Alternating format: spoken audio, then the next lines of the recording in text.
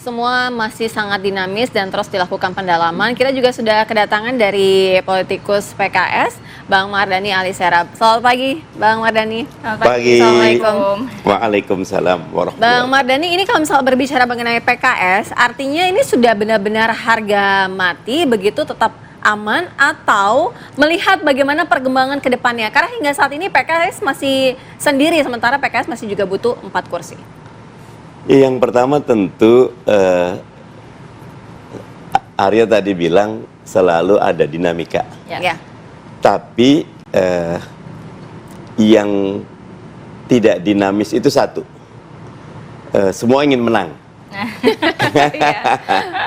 Jadi kotak-katik semua tuh targetnya ingin menang. Di hitungan PKS, Mas Anies itu figur yang luar biasa. Bersyukur PKS menang di DKI, sehingga kita mengajukan Ustadz Muhammad Soebul Iman. Makanya sekarang ini kader udah ketuk pintu, door to door campaign untuk aman. Dan setiap partai berhak untuk mengajukan. Mau Mas Aryo wakilnya, dari PDIP siapa, mungkin nanti Nasdem mengusulkan, PKB mengusulkan. Yang kami sedang upayakan segera koalisi Mas Anies ini terbentuk untuk kemudian bisa dideklarasikan. Dan siapa wakilnya, kalau sudah ada koalisi kita akan bahas. Kalau dari PKS, Ustadz Muhammad Soebul Iman, pilihan terbaik. Oke, saya mau ke Bang Dev. Bang Dev, kalau melihat kan dari Golkar sendiri, ke Kim sendiri ini kan keinginannya pasti juga koalisi di Pilpres ini juga dapat berjalan di Pilkada serentak, tapi tidak menutup kemungkinan juga begitu ya dengan akan berkoalisi dengan partai-partai di luar Kim. Lantas adakah ruang komunikasi yang sudah dijalin antara Golkar dan juga PDIP, khususnya menunggu, ini kan kalau PDIP menunggu titah dari ketua umum begitu ya, pasti urusannya ketua umum yang menentukan. Sudah ada komunikasi belum antara Golkar dan juga PDIP begitu di Pilkada ini? Pada dasarnya komunikasi antara Golkar dengan semua partai, baik di dalam Kim ataupun di luar Kim, tidak pernah berhenti. Terus menjalin komunikasi, membahas berbagai macam hal, tidak hanya soal pilkada, akan tapi soal persoalan bangsa dan isu-isu terkini. Akan tapi sekarang ini karena yang lagi hot topiknya itu adalah pilkada, dan juga ini kan pilkada ini berlangsung secara serentak di jumlahnya ratusan kabupaten, kota, dan puluhan provinsi. Nah ini tentu ada yang bisa bareng dengan Kim, ada yang di luar dengan Kim, itu nggak masalah. Selama tujuan itu adalah sama untuk menjaga persatuan dan kesatuan bangsa demi menyelesaikan semua kendala dan juga melanjutkan semua program-program yang dilaksanakan oleh pemerintahan saat ini ke pemerintahan ke depan, dan juga terjadi komunikasi yang intens dari tingkat pusat dan ke daerah untuk periode ke depannya. Jadi kalau dari Golkar, komunikasi tidak pernah berhenti.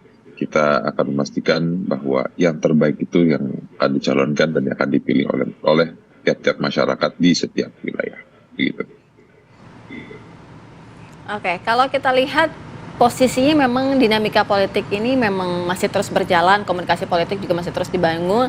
Tapi kalau Bang Hensat melihatnya, posisinya akan seperti apa nih peta koalisi baik di Jakarta, kemudian di Sumatera Utara ataupun di Jawa Tengah. Tapi dijawabnya nanti diulasnya nanti usai jeda ya Bang ya, kami segera kembali.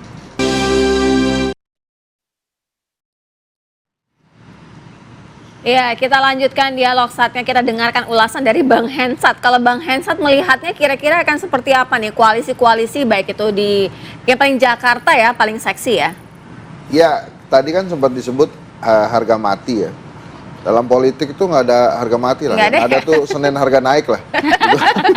Jadi artinya bisa berubah-berubah, makin dekat ke hari makin naik biasanya harga masing-masing kursi dari partai politik itu. Harga itu dalam arti bukan uang ya, tapi bagaimana niatan bergabung ya. Ada masing-masing partai politik untuk berkoalisi. Kalau kita lihat Jakarta ini kan memang menarik.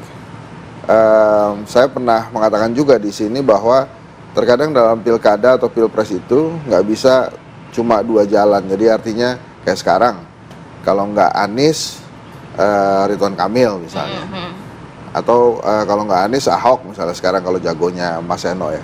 Terkadang ada jalan ketiga juga yang perhitungannya secara politik lebih memungkinkan nggak usah ada Anies deh, nggak usah ada Ridwan Kamil, nama-nama baru aja semua. Ada Ustadz Mardani misalnya, ada Seno misalnya di situ, ada Dev misalnya tiba-tiba. Nah itu mungkin akan jadi jalan keluar juga buat warga Jakarta. Memang Mas Anies ini kan elektabilitas paling tinggi. Yeah. Tapi selain belum pernah ada incumbent yang menang, di Pilkada Jakarta juga pemuncak hasil survei itu biasanya kalah tuh di ujung. Pak Ahok kan menang, Fauji Bowo menang, kalah semua tuh di ujung. Walaupun Mas Anies punya variabel lain, dia ikut Pilpres sehingga peluangnya pasti paling tinggi. Hanya kan saat ini hubungan antara Pak Anies dengan rezim kan penuh tanda tanya tuh. Akan diberikan jalan nggak oleh rezim? Atau apakah diberikan jalan Atau? kemudian dimatikan gitu? Karena kan ujung-ujungnya 2029. Kalau dikasih jalan dimatikan itu maksud saya contohnya, ini contoh doang nih ya. Ini mohon maaf nih kalau salah. Misalnya akhirnya Mas Anies menerima dengan Kaisang walaupun sampai saat ini kan menolak. PKS yang menolak kalau begitu. Ya, misalnya Anies Kaisang gitu ya. Belum tentu kan PSI-nya udah datang, tanya aja. Nah, terus jalan nih 2 tahun Mas Anies misalnya diangkat jadi menterinya Pak Prabowo. Gitu kan. Kaisang kan otomatis naik jadi gubernur. Kan jalannya udah ada nih. Yeah. Tapi setelah itu Mas Aniesnya kena reshuffle gitu. Kan 2029 juga akhirnya mati juga.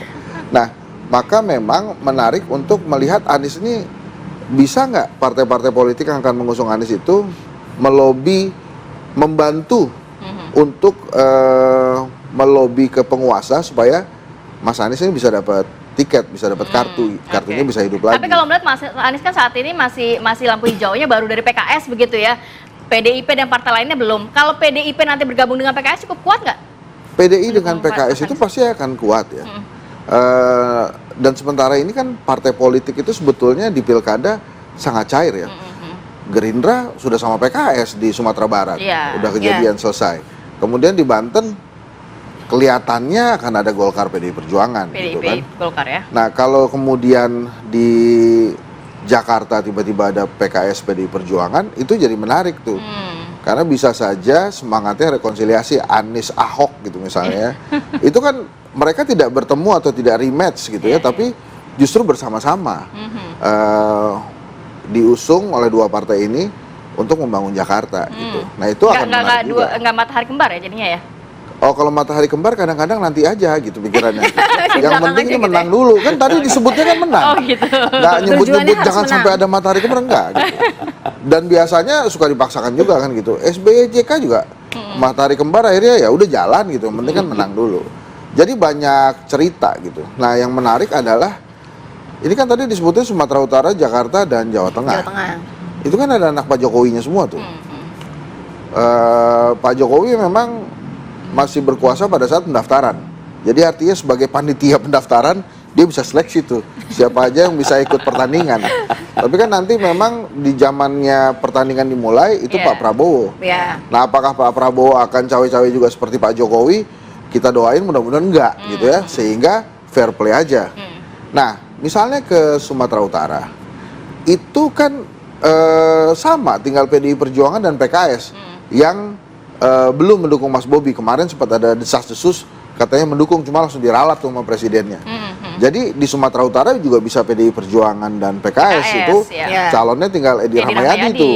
Nanti sama siapa misalnya siapa Ustaz? Nanti di sana ya yang akan diusulkan itu. Kemudian di Jawa Tengah ini juga menarik kalau misalnya ternyata Mas Kaisang tidak di Jakarta karena menurut Kompas cuma 1%, dia geser ke Jawa Tengah. Nah ini banyak orang yang ada di dalam lingkaran rezim. Ada Pak Ahmad Lutfi, yang katanya juga sudah dapat blessing dari Pak Jokowi. Ada Pak Sudaryono gitu. Sementara di PDI Perjuangan tinggal comot mau ngajuin siapa. Banyak di sana kepala daerah yang asli dari atau kadernya PDI Perjuangan. Nah itu sih justru menarik. Nah kalau kemudian kita pertimbangannya adalah selalu bicara turunannya Pak Jokowi ini mau mimpin di mana, ya itu kan artinya kita sama-sama memblessing bahwa ini cawe-cawe nih Pak Jokowi nih gitu. Kan pembahasannya itu terus tuh. Makanya yang kita lihat sebetulnya yang serunya adalah kayak Golkar nih Pak Dev. Pasti dulu Banten sama Jawa Barat tuh Golkar tuh. Hampir pasti tuh ya, walaupun kalau lawan PKS bikin deg-degan juga tuh Jawa Barat. Jawa Barat nih PKS tuh punya kekuatan terselubung yang tiba-tiba di hari H tuh Besar, bisa PKS banyak banget gitu. Iya. Padahal kalau di survei tuh nggak banyak gitu. Ini seru nih. Nah sementara di Jawa Tengah itu kan pasti Mas Seno nggak ingin kehilangan stigma bahwa Jawa Kandang Tengah banteng. itu kandang banteng Iya. gitu. Jadi pasti akan berusaha keras, entah itu konsolidasi dan lain-lain. Jadi sebetulnya kalau dari 3 partai politik yang kita undang di sini, Baik. mereka tuh udah ngincer-ngincer daerah juga gitu. Sumatera Barat definitely udah PKS tuh, Oke. karena incumbent-nya juga di sana dan kemarin koalisinya sama penguasa sama Gerindra gitu.